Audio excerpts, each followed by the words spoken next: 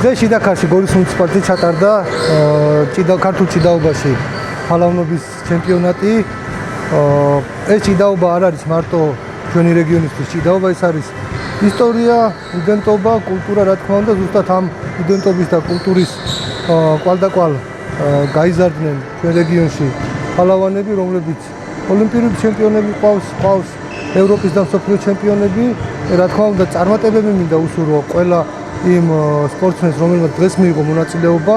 დღეს ქალაქ გორში ქართული ჭიდაობის სამჭედლო ადგილას ჩატარდა საქართველოს აბსოლუტური ფალავნობა, სადაც ძალიან საინტერესო ორთაბრძოლები გაიმართა. ჭიდაობდნენ საკმაოდ სოლიდური, ძლიერი ფალავნები.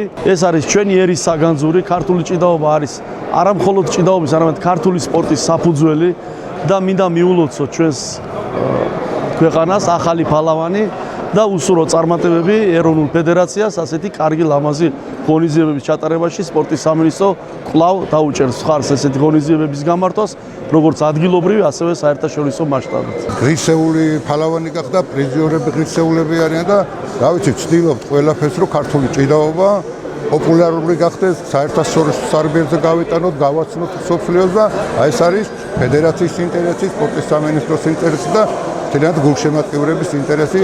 ალბათ უყურებთ დღეს დათქმით ისეთი ღონისძიება ხდება ძალიან კარგი და საინტერესო. დღეს გორის მუნიციპალიტეტი მასპინძლობს ფალავნობის ტურნირს. მინდა მადლობა გადაუხადო ორგანიზატორებს, მაღალ დონეზე ჩატარდა ტურნირი. ასევე მინდა წარმატებები უსურვო ყველას მონაწილეს.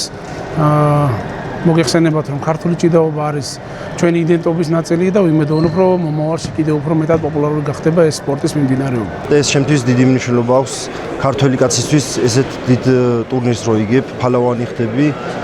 საქართველოს ყველა კუთხიდან უარიან ჩამოსულები და ჯოგნი და ჩემპიონი ხდები, ეს დიდი სიხარულია ჩემთვის და არ ვიცი, ამას კიდევ რამოდენიმეჯერ გავიმეორებ აუცილებლად.